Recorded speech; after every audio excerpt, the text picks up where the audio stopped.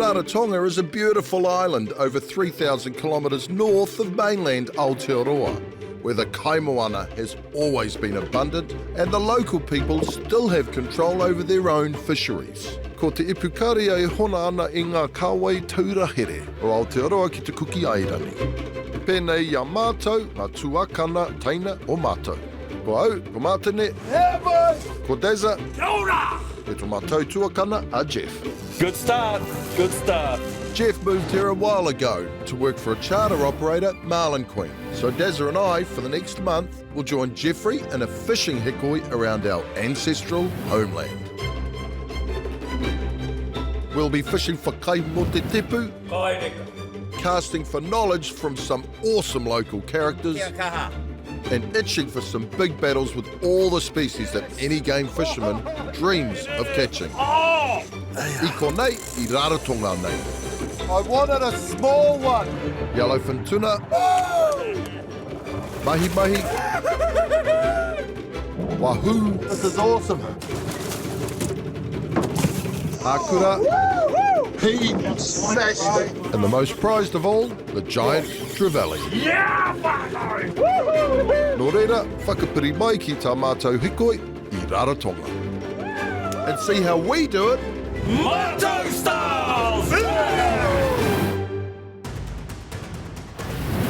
E whai aki nei, he aru akura te mahi me tō mātou kai urungi a Tom. And eventually hook up to a real monster from the deep. We are hooked up. But could this be the one that finally gets the better of me? See all that line I got in? And after 2 weeks in Rarotonga, we've been having a great time out with the boys on Marlin Queen. But there were some days when they got too busy to take us fishing, including brother Jeff. But thankfully, Daz and I had the chance to go out with another local skipper, Tom Via, he tangata nui tōna mana. On this particular occasion, we were going out with Tom the Tongan, beautiful man.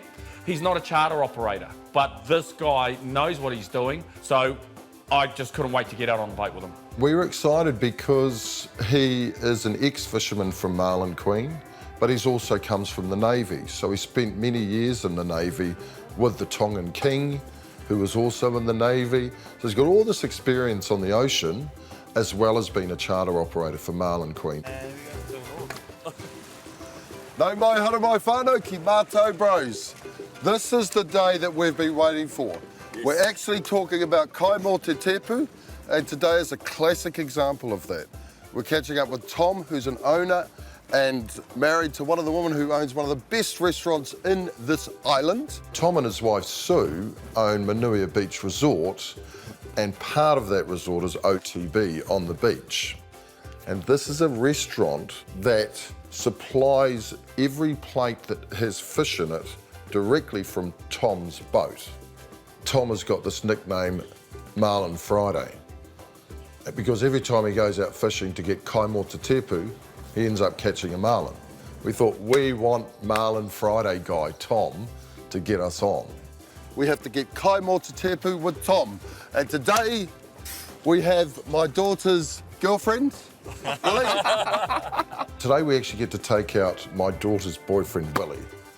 And all he wants is a mahi-mahi. All we want is a blue marlin. He's come from Perth, used to live in Aotearoa, played Harbour 20, Harbour under 20s, yep. Harbour under 20s, Harbour 7s. So we have that connection. Lovely young man. So his biggest fish is about a 6-pound snapper. So we were hoping to get him onto a mahi-mahi or something similar. But he wasn't going to get the marlin if we got the marlin. So let's not wait any longer. Let's bowl this ball and get on with it, boys. Hold up. Also heading out this Friday was Marlin Queen skipper Katoa on another charter. What are you girls going for today? Marlin, I guess. We'll see you back here. Today, bro. Today, Tom. Hey. Yep. Ka kite anō, brother. Where are we going today, bro? Where are you going to head to? We're going to head west. Is that Yeah, way? that way. Oh, down to Panama. Yeah, kind of Panama is over there. West is kind of like Edgewater way. Edgewater. Yeah. Well, you know what? We've been fishing Edgewater. We found a floaty out there. Des, what was that, 5 days ago? Yeah.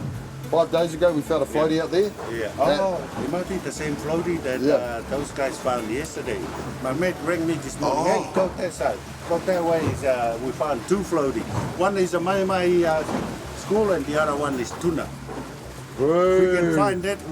Maybe. So Tom has a 5.8 metre stabby craft. Beautiful boat. You can obviously tell that he takes great pride and care in his boat. Well set up, well presented boat. So Tom was actually pretty amazing because we get out in the water, there's some birds that he calls for. Katoa said that there's some tuna and that around one of the fads.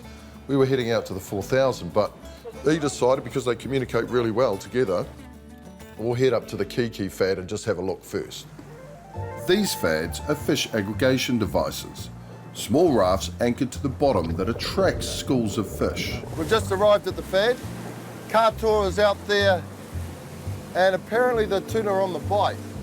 But one thing I can tell you is the gear on this boat is in pristine condition. We did a couple of circuits around the fad, nothing was happening. So then Tom decided, look, head out a little bit further and see what's happening. And Tom reckons we get these 80 wides out and go hard, kia kaha. Ramming speed it is, whānau. Single hook, no doubles. Well, we've just left the fad, and now what we're doing is we're just going to head out wide and try and catch some marlin. We've got some beautiful lures out, so I'm expecting good things to happen soon, whānau.